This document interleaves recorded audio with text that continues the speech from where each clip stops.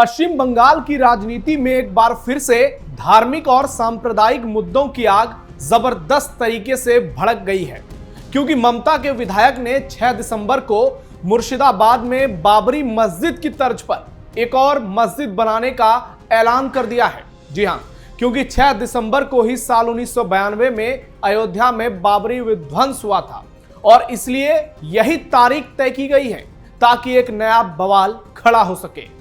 BJP आरोप लगा रही है कि हुमायूं कबीर के पीछे सीधे तौर पर ममता बनर्जी का हाथ है, जो बाबर के नाम पर राजनीति को हवा देने की कोशिश कर रही है ताकि मुसलमानों को लुभाया जाए। बाबर, जो एक आक्रांता और लुटेरा था, उसके नाम पर मस्जिद बनाने की बात न केवल संवेदनशीलता को चोट पहुंचाती है, बल्कि देश में सांप्रदायिक सौहार्द को भी पूरी तरह से प्रभावित करती है।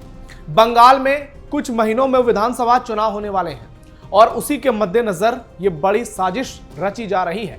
इसे भारत में बड़े दंगे और धार्मिक तनाव की साजिश के तौर पर देखा जा रहा है।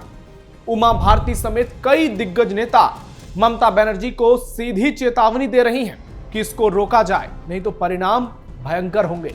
बड़ा सवाल है कि जिसने हमारे देश को लूटा, जिसने हमारे देश के लोगों पर अत्याचार किया, हिंदुओं के साथ जघन्य अपराध किया, हमारे सनातन धर्म को तोड़ने के लिए हर संभव कोशिश की, जिसकी तमाम पुश्तों ने भारत के साथ गद्दारी की, उस आक्रांता, उस लुटेरा, उस कट्टरपंथी गद्दार का इतना गुणगान हमारे ही देश के लोग कैसे कर सकते हैं?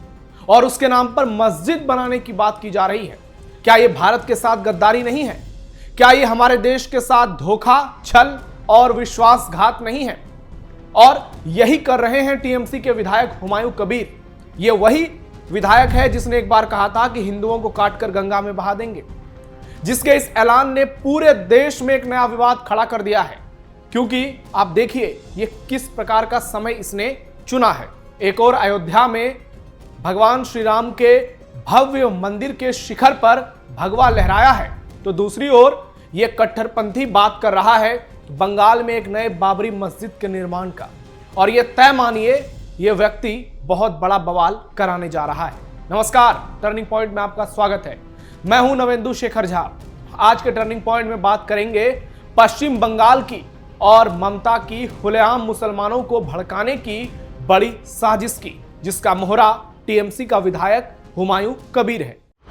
ममता का बेलगाम विधायक हुमायूं कबीर की बड़ी साजिश, बंगाल को जलाने का बड़ा षड्यंत्र, बाबरी मस्जिद पर आर पार। टीएमसी विधायक के एक बयान ने देश भर में सनसनी मचा दी है और पश्चिम बंगाल में भयंकर तनाव है। टीएमसी विधायक हुमायूं कबीर ने मुर्शिदाबाद जिले के बेलडांगा में बाबरी मस्जिद की तर्ज पर एक और मस्जिद बनाने की बात कही है। इतना ही नहीं, मुर्शिदाबाद के भरतपुर से विधायक कबीर ने दिसंबर में अल्पसंख्यकों के लिए एक नया संगठन बनाने की धमकी दी है।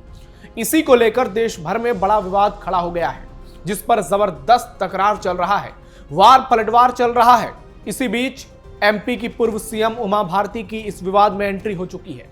उन्होंने पश्चिम बंगाल के सीएम को खुलेआम चेतावनी दी है और साफ साफ कह दिया है कि मुगल वंश के संस्थापक बाबर के नाम पर अगर मस्जिद बनाने की कोई भी कोशिश हुई तो उसका हाल वही होगा जो 6 दिसंबर 1992 को अयोध्या में बाबरी मस्जिद के साथ हुआ था। बीजेपी की सीनियर लीडर और राम जन्मभूमि आंदोलन में बड़ी भूमिका निभाने वाली उमा भारती ने बड़ा बयान देते हुए कहा कि खुदा, इबादत, इस्लाम के नाम पर मस्जिद बने हम सम्मान करेंगे, लेकिन बाबर के नाम से बनी हुई इमारत का वही हाल होगा जो 6 दिसंबर को अयोध्या में हुआ था। ईंटें भी गायब हो गई थी। मेरी मित्र ममता बनर्जी को सलाह है कि बाबर के नाम पर मस्जिद बनाने की बात कहने वालों पर कार्रवाई कीजिए। बंगाल और देश की अस्मिता और सद्भाव के लिए आपकी भी उतनी ही जिम्मेदारी है। वहीं पश्चिम बंगाल बीजेपी ने टीएमसी विधायक हुमायूं कबीर के बाबरी मस्जिद के विरोध में बहरामपुर में राम मंदिर बनाने का ऐलान किया है। बीजेपी सांसद ज्योतिर्मय सिंह महतो ने कहा है कि अगर बाबरी मस्जिद बनती है तो हम वहां मंदिर बनाकर रामलला को वापस लाएंगे। उन्होंने सीधा पूछा है कि यहां बाबरी मस्जिद क्यों होनी चाहिए? बाबर तो एक लुटेरा था और उसके नाम पर कुछ भी बनाना स्वीकार्य कैसे हो सकता है? साध्वी प्राची का ममता सरकार पर बड़ा हमला। विश्व हिंदू परिषद की नेता साध्वी प्राची ने भी पश्चिम बंगाल की सीएम ममता बनर्जी पर जोरदार पलटवार किया है और कहा है, लाखों लोग बसों में भर भर कर वापस जा रहे हैं। इसे देखकर ममता दीदी बिलख रही है। देश के गृह मंत्री ने बहुत अच्छी बात कही है कि एक एक घुसपैठियों को देश से बाहर करेंगे। हिंदुस्तान कोई धर्मशाला नहीं है। देश को धर्मशाला कांग्रेस ने बनाया था। 70 साल तक वे रोहिंग्या को देश में लाकर बसाते रहे, उनका आधार कार्ड बनवाते रहे और वोटर लिस्ट में नाम भी चढ़वाते रहे। फिर भी वे बच्चे और बेरोजगारी पैदा करते रहे। अब ये लोग अभद्र भाषा का इस्तेमाल करते हैं। एसआईआर बहुत जरूरी है, इनका इलाज होना चाहिए, इन्हें देश से बाहर करना चाहिए। एसआईआर होने के बाद करोड़ों की छटनी होगी और देश का वातावरण कुछ हद तक ठीक हो जाएगा। वहीं पश्चिम बंगाल बीजेपी के सीनियर लीडर और केंद्रीय मंत्री सुकांता मजुमदार ने भी हुमायूं कबीर जैसे लोगों पर बड़ा हमला बोला है और कहा है कि हिंदुओं को डराने और धमकाने की ये कोशिश कर रहा है। इन लोगों को ममता बनर्जी का पूरा सपोर्ट है। इससे पहले भी हुमायूं कबीर ने कहा था, मुर्शिदाबाद में 70% मुसलमान और केवल 30% हिंदू है। ऐसे में हिंदुओं को काटकर गंगा में बहा देंगे।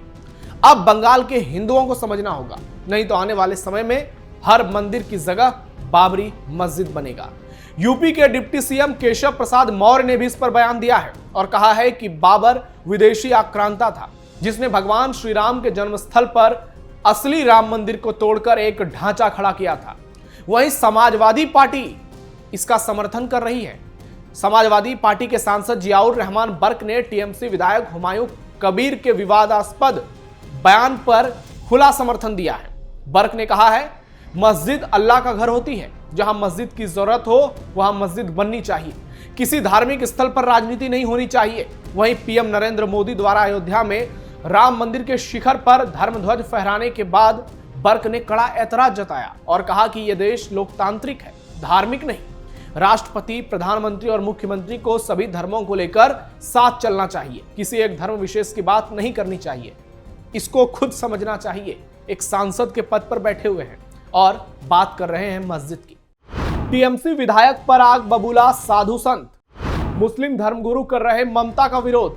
टीएमसी विधायक हुमायूं कबीर की बाबरी मस्जिद की घोषणा पर साधु संत भी आक्रामक है और साधु संतों ने कड़ा ऐतराज जताया है। अयोध्या के संत जगतगुरु परमहंस आचार्य ने हुमायूं कबीर पर इनाम की घोषणा की है और कहा है कि टीएमसी सांसद को मौत का सजा देने वाले को 1 करोड़ रुपए का इनाम दिया जाएगा। मुगल आक्रांताओं के नाम से अगर कहीं भी कोई ईंट रखी जाएगी तो उस व्यक्ति को नहीं छोड़ा जाएगा। जब सुप्रीम कोर्ट के फैसले के बाद विवाद समाप्त हो चुका है तो उसके बाद भी ऐसे कदम क्यों उठाए जा रहे हैं जो बिल्कुल आवश्यक नहीं है। बाबर के नाम पर किसी भी स्थान पर ईंट रखने की कोशिश अनावश्यक विवाद पैदा करेगी और ऐसे कदमों से दूर रहना ही सही होगा, नहीं तो इसके परिणाम घातक होंगे। परमहंस आचार्य ने टीएमसी के विधायक के बयान को राष्ट्रद्रोही बयान बताया और आरोप लगाए कि जब 25 नवंबर को अयोध्या राम मंदिर में ध्वजारोहण हुआ तो इसी बीच षड्यंत्र पूर्वक ममता बनर्जी ने विधायक से यह सब करवाया। राम जन्मभूमि न्यास के सदस्य और पूर्व सांसद रामविलास वेदांती ने भी कहा, दुनिया की कोई भी ताकत अब भारत में कहीं भी दूसरी बाबरी मस्जिद नहीं बना सकती। सांप्रदायिक सद्भाव, राष्ट्रीय एकता और शांति के लिए पीएम मोदी ने नारा दिया है, सबका साथ, सबका विकास, सबका विश्वास, सबका प्रयास। उसी सोच के आधार पर हमने समाज के हर वर्ग को एक साथ रखने का सामूहिक संकल्प लिया है। जबकि ऑल इंडिया इमाम ऑर्गेनाइजेशन के प्रमुख डॉक्टर इमाम उमर अहमद इलियासी ने टीएमसी विधायक के बाबरी मस्जिद के शिलान्यास की घोषणा का खुलेआम विरोध किया है। उन्होंने तीखी प्रतिक्रिया व्यक्त करते हुए साफ साफ कहा है, मुझे लगता है कि देश में फिर से माहौल खराब करने की साजिश हो रही है। यह जांच का विषय है क्योंकि बांग्लादेश ठीक बगल में है। कहीं ना कहीं मुझे ये बू बांग्लादेश से आ रही है। यह जांच का बड़ा गंभीर विषय है। वो टीएमसी विधायक हैं। ममता बनर्जी पश्चिम बंगाल की सीएम है, इसलिए उन्हें इस मामले पर संज्ञान लेना चाहिए। अगर वो बुनियाद रखना चाहते हैं तो क्या ममता बनर्जी उस मस्जिद में नमाज पढ़ेंगे? क्या ममता बनर्जी उस मस्जिद की आधारशिला रखेंगे? क्या वहां वो जाकर इबादत करेंगे? अयोध्या मामले में पैरोकार रहे इकबाल अंसारी ने भी आपत्ति जताते हुए कहा कि मंदिर मस्जिद राजनीति के लिए नहीं है। इकबाल अंसारी का कहना है, अयोध्या के विषय पर सुप्रीम कोर्ट का फैसला आया था जिसका सभी मुसलमानों ने स्वागत किया। कोर्ट ने मस्जिद के लिए भी जमीन दी, इसलिए मस्जिद के नाम पर लोगों को राजनीति करने की कोई जरूरत नहीं है। कांग्रेस नेता हुसैन दलवई ने भी कहा, मेरे ख्याल से बार बार इस पर सवाल उठाना बिल्कुल गलत है। 1992 में जिस तरह से बाबरी मस्जिद शहीद की गई वो बिल्कुल गलत था। अब फिर गड़े हुए मुद्दों को निकालना और सिर्फ वोट के लिए ऐसी बयानबाजी करना बिल्कुल गलत है। देश संविधान से चलता है, इसलिए कोई मजहबी बात नहीं होनी चाहिए। सरकार में शामिल नेताओं को ऐसे बयान से बचना चाहिए। अगर पश्चिम बंगाल की सरकार इस पर बयान देकर लोगों का वोट लेना चाहती है तो ये बिल्कुल गलत है। भयंकर हो सकते हैं बाबरी बवाल के परिणाम। साथियों, हमने आपको तमाम नेताओं की प्रतिक्रिया दिखाई, बताई और समझाया भी कि कैसे एक और बीजेपी हमलावर है, दूसरी ओर तुष्टीकरण की सियासत में डूबे सपा, कांग्रेस और टीएमसी के लोग हैं। ऐसे में बड़ा सवाल उठ रहा है, अगर 6 तारीख को ये रोका नहीं जाता है तो क्या होगा? बहुत बड़ा बवाल होगा, क्योंकि सुप्रीम कोर्ट के फैसले के बाद ही अयोध्या में भव्य राम मंदिर का निर्माण हुआ है। बाबरी मस्जिद के लिए अलग से जमीन दी गई है, वहां पर एक नया मस्जिद बन रहा है, बनेगा। लेकिन उसके बीच में इस तरह के बवाल खड़े करना यह बताता है कि टीएमसी सिर्फ और सिर्फ चुनाव जीतने के लिए इतना बड़ा साजिश कर रही है और ममता बनर्जी जानबूझकर इस मामले को और तूल दे रही हैं ताकि आने वाले समय में किसी तरह बंगाल इलेक्शन में जीत का चौका लगाया जाए।